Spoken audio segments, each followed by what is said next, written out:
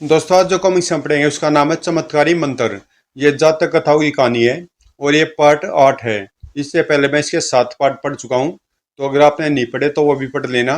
इससे पहले के पार्ट आपको मिल जाएंगे प्ले लिस्ट में, जातक कथाओं का फोल्डर उसके अंदर। तो मैं पढ़ता हूँ 8वां पार्ट, चमत्कारी मंत्र। एक गांव में एक पंडित जी रहते थे। वह बहुत ज्ञानी थे, साथ ही निर्धन बहुत थे।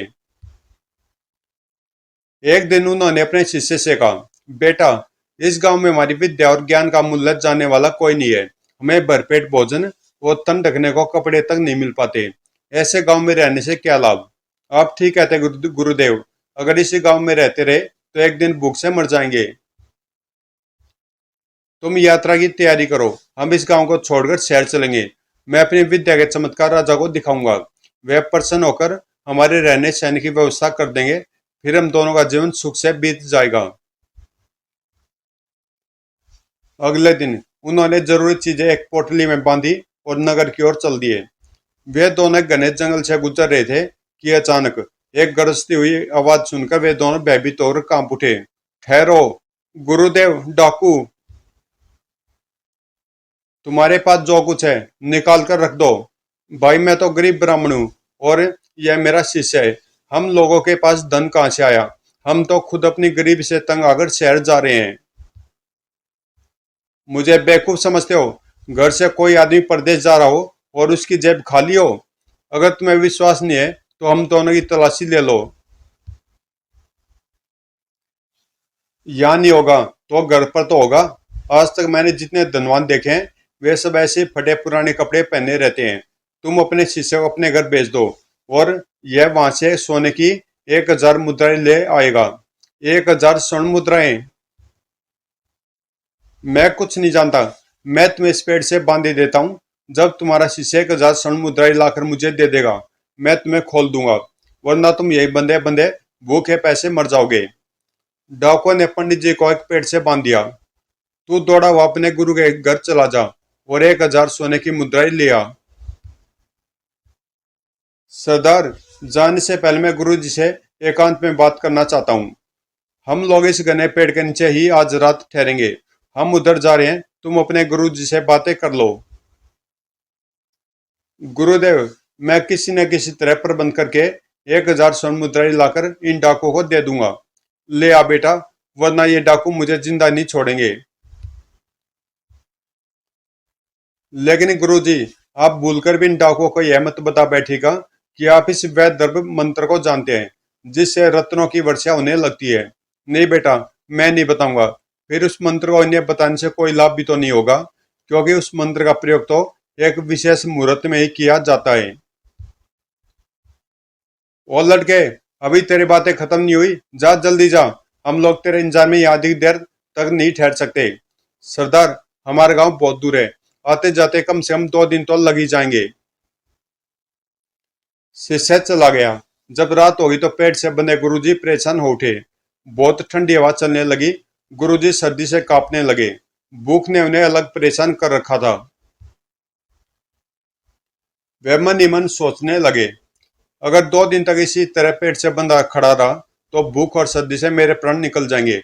और फिर यह भी तो जरूरी नहीं है कि मेरा शिष्य 1,000 स्वर्ण मुद्राएं का प्रबंध करके ही वापस आए। गांव में हम जैसे गरीबों को उधार देगा ही कौन? सोचते सोचते सहसा उसकी नजर आकाश की ओर उठ गई। ओह, घरों को देखने से लग रहा है कि वह शुभ मुहूर्त आने वाला है, जब वह द्रव्य मंत्र का प्रयोग करके रत्नों की वर्षा की जा सकती है।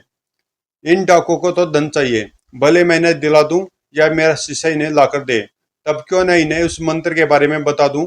ढेर सारे रत्न पाकर ये मुझे छोड़ देंगे और मुझे भूख और सर्दी से छुटकारा मिल जाएगा। लेकिन शिष्य मुझे मना कर गया है कि उस मंत्र के बारे में इन डाकुओं को न बताऊं। किंतु उस विद्या से क्या लाभ जो समय पड़ने पर काम न आ सके? शिष्य ना समझे, भला इसी में है कि मैं इन डाकुओं को उस मंत्र के बारे में बताकर इस संकट से छुटकारा पालूं। और यह निश्चय करके उन्होंने जोर से पुकारा, सरदार इधर आओ, मेरे पास तुझे मुझे तुमसे एक बात कहनी है। बोलो, क्या बात है? अगर मैं तुम्हें 1,000 स्वर्ण मुद्राओं से भी अधिक मूल्यवान धन दे दूं तो क्या तुम मुझे छोड़ दोगे? पंडित होकर भी तुम मूर्ख ही रहे। अगर तुम्हारे पास धन था तो तुमने पहले क्यों नहीं दे दिया? तुम्हें रत्ती भर भी परेशानी न होती, हम धन लेकर तुम्हें जाने देते। मेरे पास धन तो नहीं है, लेकिन मैं एक ऐसा मंत्र जानता हूँ जिसका जाप करते ही आकाश से रत्नों की वर्षा होने लगती है। मुझे बेवकूफ समझते हो पंडित? भला कि कहीं आकाश से भी रत्न बरसते हैं? बेकार की बहस में समय नष्ट मत करो सरदार। वह मुहूर्त आने वाला ही है जब उस मंत्रों का जाप करके मैं आकाश से रत्नों की वर्षा करा सकता हूँ। अगर तुम्हारी बात सच है तो मंत्र का जाप करना शुरू कर दो। नहीं सरदार, इस तरह उस मंत्र का जाप नहीं किया जा सकता। उस मंत्र का जाप नहा धोकर विधि के साथ ही करना पड़ता है। इसका मतलब है हम तुम्हें खोल दे और तुम हमारी आंखों में धूल झोंककर भाग जाओ। नहीं सरदार, मैं भागूंगा नहीं, क्योंकि 2 दिन बाद मेरा शीशा यहीं लौट कर आने वाला है। मैं यहीं रुककर उसका इंतजार करूंगा। ठीक है, हम तुम्हें खोले देते हैं, लेकिन अगर तुमने जरा भी चालाकी की तो हम तुम्हें मारकर इसी पेड़ से उल्टा लटका देंगे। डाकुओं ने पंडित जी को खोल दिया और रत्नों की वर्षा होने की प्रतीक्षा करने लगे। पंडित जी नहा धोकर मंत्र का जाप करने लगे। सरदार, मुझे तो इसमें पंडित जी की कोई चाल दिखाई देती है। इतनी उम्र बीत गई, लेकिन आकाश से रत्नों की वर्षा होते देखना तो दूर, कभी सुना तक नहीं। हो सकता है पंडित जी ठीक ही कर रहे हो, क्योंकि मंत्रों में बड़ी शक्ति होती है। अगर झूठ बोलेंगे तो हमारा क्या नुकसान करेंगे? अपनी जान से हाथ धो बैठेंगे। कुछ भी हो, मुझे तो विश्वास नहीं हो रहा। अरे यह क्या? सचमुच रत्नों की वर्षा होने लगी। पंडित जी ठीक ही कह रहे थे। जल्दी जल्दी बटोर लो इन रत्नों को। इन रत्नों को बेचकर इतना धन हमें मिल जाएगा कि फिर हमें धन के लिए इन वीरान जंगलों में नहीं भटकना पड़ेगा। सावधानी से बटोरो, एक भी रत्न छूटने न पाए। एक रत्न भी 1000 मुद्राओं के मूल्य का है। और पंडित जी, अब तुम जा सकते हो। वे डाकू धरती पर बिखरे बिखरे बिखरे रत्नों को बटोर ही रहे थे कि अचानक डाकुओं की एक बहुत बड़ी टोली ने आकर उन्हें घेर लिया। खबरदार, जो जहां खड़ा है या बैठा वहीं खड़ा है या बैठा रहे। अगर किसी ने हिलने की जरा भी कोशिश की तो हम उसे बाणों से बींद डालेंगे। सरदार, यहाँ तो करोड़ों का माल पड़ा है। अरे हाँ, छीन लो सारा माल इन लोगों से और इन सबको बांध कर डाल दो। हमें बांधने से तुम्हें क्या लाभ होगा? क्यों? लाभ क्यों नहीं होगा? तुम्हारे पास जो रत्न है हमें मिल जाएंगे। देखो, हम दोनों का धंधा एक ही है, इसलिए हमें आपस में झगड़ना नहीं चाहिए। चलो ठीक है, हम इन्हीं रत्नों में से आधे आधे रत्न बांट लेते हैं। नहीं, तुम चाहो तो तुम्हें और इतने ही रत्न मिल सकते हैं। वह कैसे? तालाब के किनारे बैठे उन पंडित जी को देख रहे हो? वह एक ऐसा मंत्र जानते हैं जिसका जाप करते आकाश से रत्नों की वर्षा होने लगती है। वाह, कमाल है। तुम भी पंडित जी से कहो कि मंत्र का जाप करके तुम्हारे लिए रत्नों की वर्षा करा दे, फिर तुम्हें भी इतने ही रत्न मिल जाएंगे। यह ठीक है, तुम अपने रत्न इकट्ठे कर लो, मैं पंडित जी को भी बुलवाता हूँ। पहली टोली का सरदार अपनी टोली के आदमियों के साथ रत्नों को गठरी में बांधने लगा। ओ पंडित जी, इधर आओ और उसी मंत्र का जाप करके मेरे लिए भी रत्नों की वर्षा कराओ, जिस मंत्र का जाप करके तुमने इन लोगों के लिए रत्नों की वर्षा कराई है। क्षमा करना सरदार, वह मुहूर्त तो निकल गया जब उस मंत्र का जाप करके अब उस मंत्र का जाप करके रत्नों की वर्षा कराई जा सकती थी, अब नहीं। मुझे बेवकूफ बनाने की कोशिश मत करो पंडित जी, जल्दी करो, मंत्र का जाप करो और आकाश से रत्नों की वर्षा कराओ। मैंने बताया ना, अब उस मंत्र का जाप करने से कोई लाभ नहीं होगा, वह मुहूर्त निकल गया। अगर तुमने मेरी आज्ञा का पालन नहीं किया तो मैं तुम्हें जान से मार डालूंगा। समझने की कोशिश करो सरदार। सरदार ने गुस्से में आकर पंडित को मारना शुरू कर दिया। मार के डर से तो भूत भी भागते हैं। पंडित जी, 2 हाथ पड़ेंगे तो अभी फटाफट मंत्र पढ़ने लगोगे। नहीं नहीं, मुझे मत मारो सरदार, मैं अब कुछ नहीं कर सकता। तुम्हारा तो बाप भी करेगा। अरे मैं मर गया, मुझ पर दया करो, भगवान के नाम पर मुझे छोड़ दो। जरूर छोड़ दूंगा, मुझे भी इतने रत्न दिलवा दो, मैं तुम्हें छोड़ ही नहीं दूंगा। मेरा एक आदमी तुम्हें घोड़े पर बिठाकर ले जाएगा और तुम्हारे गांव तक छोड़ाएगा। समझने की कोशिश करो सरदार, हर मंत्र के जाप करने का एक समय निश्चित होता है और रत्नों की वर्षा करने वाले मंत्र का जाप तो तभी किया जा सकता है जब ग्रह विशेष स्थिति में आ जाते हैं। मेरे हिसाब से अब यह ग्रह 1 वर्ष के बाद ही आ सकता है, उससे पहले नहीं। तुम झूठ बोलते हो, मैं तुम्हें जिंदा नहीं छोड़ूंगा। अरे मर गए रे, मेरे शिष्य ने ठीक ही कहा था, लेकिन मैंने उसका कहना नहीं माना। मुझे उस मंत्र का भेद किसी को नहीं बताना चाहिए था। मेरा चाबुक लाओ, मैं इसकी खाल उधेड़ दूंगा। वह एक डाकू के हाथ से अंटर लेकर मारने लगा। पंडित जी चीखते चिल्लाते रहे और फिर हमेशा हमेशा के लिए खामोश हो गए। अरे यह तो मर गया। हाँ सरदार, बड़ा जिद्दी था, इतनी मार खा ली लेकिन मंत्र का जाप नहीं किया।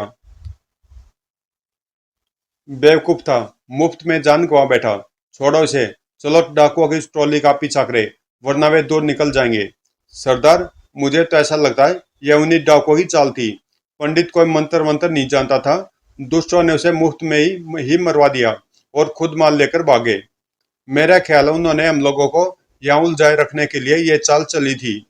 हाँ, यह सोचा होगा हम लोग पंडित जी से उलझे रहेंगे और इस बीच वे माल लेकर दूर निकल जाएंगे। कुछ दूर जाने पर डाकुओं की पहली टोली दिखाई दे गई। वह देखे, उधर पेड़ों के उस झुरमुट के बीच शायद उन्हीं डाकुओं की टोली है जो हमारी आंखों में धूल झोंकर भाग आए थे। चारों ओर से घेर लो इन दुष्टों को। शायद ये लोग नहीं जानते कि मुझसे झूठ झूठ बोलने वाले का क्या परिणाम होता है। दूसरी टोली ने पहली टोली को चारों ओर से घेर लिया। खबरदार, जो जरा सी भी हरकत की, एक एक ही गर्दन काट कर फेंक दूंगा। क्यों, अब क्या बात है? साथियों, इन लोगों ने हमें धोखा दिया है, टूट पड़ो इन पर और एक एक को मौत के घाट उतार दो। तो क्या तुम्हारा ख्याल है हमने चूड़ियां पहन रखी है? साथियों मारो, एक एक को मार डालो। दोनों टोलियों में भयानक युद्ध होने लगा। दोनों टोलियों के सरदारों को छोड़कर बाकी सारे डाकू मारे गए। पहली टोली के सरदार ने अपना घोड़ा दौड़ा दिया। हा हा हा, सब मर गए। अब ये सारे रतन मेरे हैं, मेरे। हा हा हा। दूसरी टोली का सरदार घोड़ा दौड़ाता हुआ पहली टोली के सरदार की ओर बढ़ने लगा। बेवकूफ, अब ये सारे रतन मेरे हैं, मैं भी तुझे मार डालता हूँ, फिर यह अथाह संपत्ति मेरी होगी, केवल मेरी। मुझे पकड़ पाना आसान नहीं है। दूसरी टोली के सरदार ने अपने घोड़े को सर पर दौड़ाया और उसे पकड़ लिया। ठहर जा, वरना मेरा भाला तेरी पीठ को फोड़ता हुआ छाती के पार निकल जाएगा। पहली टोली का सरदार घोड़े को रोक लेता है। देखो, उस समय तुम्हारी टोली के सारे लोग जिंदा थे। अगर तुम उन लोगों के साथ माल बांटते तो तुम्हें चौथाई से अधिक माल नहीं मिलता। यह तो तुम ठीक कहते हो भाई, बोलो तुम क्या चाहते हो? दोनों सरदार अपने अपने घोड़े से उतरकर आमने सामने आ खड़े हुए। देखो भाई, अब हम सिर्फ दो रह गए हैं। तुम्हारी टोली के साथ लड़ते हुए मेरी टोली के भी सारे आदमी मारे गए, इसलिए अब हम तुम दो ही रह गए हैं। हाँ, क्यों ना हम दोनों मित्र बन जाए और दो मित्रों की तरह इस माल में से आधा आधा बांट लें। तुम ठीक कहते हो मित्र, चलो उस पेड़ के पास चले, वहीं बंटवारा करेंगे। दोनों रत्नों की गठरी घोड़े पर से उतारकर एक पेड़ के नीचे ले आए। फिर उन्होंने दोनों घोड़े एक और बांध दिए और पेड़ के नीचे आ लेटे। माल का बंटवारा करें, फिर आराम से सो जाएंगे। इस अंधेरी रात में माल का सही से बंटवारा कर पाना कठिन है। क्यों न दिन निकलने पर बंटवारा किया जाए? हाँ, यही ठीक रहेगा। लेकिन यह बताओ, तुम्हारे पास खाने के लिए कुछ है? हम लोग रत्नों को बिन बटोर कर खाने की व्यवस्था करने वाले थे, तभी तुम्हारी टोली ने वहां पहुंचकर हमारा सारा कार्यक्रम बिगाड़ दिया। भूख से मेरा भी बुरा हाल है। तुम तो इसी इलाके के रहने वाले हो, तुम्हें पता होगा कि शहर में इस समय खाना कहाँ मिल सकता है। हाँ जानता हूँ। तो फिर शहर चले जाओ, खुद खाना और मेरे लिए खाना एक पोटली में बांध कर ले आना। तब तक मैं इस माल की हिफाजत करता रहूंगा। अगर तुम माल लेकर भाग गए तो? हम डाकों के लिए काली माई की सौगंध से बड़ी और कोई सौगंध नहीं है। मैं काली माई की सौगंध खाता हूँ, माल की गठरी से हाथ भी नहीं लगाऊंगा। ठीक है, मैं जाता हूँ, तुम्हारे लिए खाना लेता आऊंगा। पहली टोली के सरदार ने शहर में पहुंचकर भरपेट खाना खाया और दूसरी टोली के सरदार के लिए खाना लेकर वन की ओर चल दिया। चलते चलते वह सोचने लगा, इन रत्नों की वर्षा पंडित जी ने मेरे लिए की थी, इसलिए इन रत्नों पर एकमात्र मेरा अधिकार है। फिर मैं इनमें से आधे रत्न दूसरी टोली के सरदार को क्यों दूं? उसने एक पेड़ के नीचे बैठकर पोटली खोली और फिर अपनी जेब में से जहर की एक पुड़िया निकालकर खाने पर छिड़कने लगा। मैंने खाने में जहर मिला दिया है। दूसरी टोली का सरदार बहुत भूखा है, खाना देखते ही इस पर टूट पड़ेगा और खाते ही मर जाएगा, फिर सारा माल मेरा हो जाएगा। हा हा हा। उधर पेड़ के नीचे लेटा दूसरी टोली का सरदार अचानक बड़ी तेजी से उठकर बैठ गया। यह करोड़ों का माल है, अगर मैंने माँ काली की सौगंध न खाई होती तो सारा माल घोड़े पर लाद कर भाग जाता, लेकिन मैंने माँ काली की सौगंध खाई है, इसलिए माल लेकर भाग नहीं सकता। हाँ, यह ठीक रहेगा, मैं चट्टान के पीछे छिप जाता हूँ, जैसे वह आएगा उसकी पीठ में भाला मारकर उसे मार डालूंगा। दूसरी टोली का सरदार भाला लेकर चट्टान की आड़ में जा खड़ा हुआ। जैसे ही पहली टोली का सरदार आया, उसने उसकी पीठ में भाला भोंक दिया। ओ खचाक! पहली टोली का सरदार, चलो इसकी भी छुट्टी हुई, अब पहले भरपेट भोजन कर लूं, फिर माल की गठरी लेकर अपने घर चला जाऊंगा। पोटली खोलकर खाना खाने लगता है। अरे, खाना खाते खाते मुझे यह क्या होने लगा? मेरे हाथ पांव जैसे ऐंठते चले जा रहे हैं। अरे, मेरे आंखों की रोशनी कहाँ चली गई? हे राम! पेट के नीचे लेटता है और फिर उसके प्राण पखेरु उड़ जाते हैं। 2 दिन बाद 1000 स्वर्ण मुद्राएं लेकर शिष्य उस स्थान पर पहुंचा तो उसे चारों ओर डाकों की लाशें पड़ी दिखाई दी। उन्हीं के बीच उसके गुरुजी की लाश पड़ी थी। हे भगवान, यह क्या हुआ? लगता गुरुजी ने मेरी बात नहीं मानी और इस उस मंत्र का उपयोग ऐसे लोगों के लेकर बैठे जो उसके योग्य नहीं थे। तो दोस्तों, ये स्टोरी यहीं पे समाप्त होती है और इससे आगे ये सेवक और खजाना ये आखिरी स्टोरी है। इसके बाद ये पूरी सीरीज खत्म हो जाएगी और इसको मैं अलग से वीडियो बना दूंगा। तो ये स्टोरी यहीं पे समाप्त होती है और मिलते हैं इसकी अगली स्टोरी में।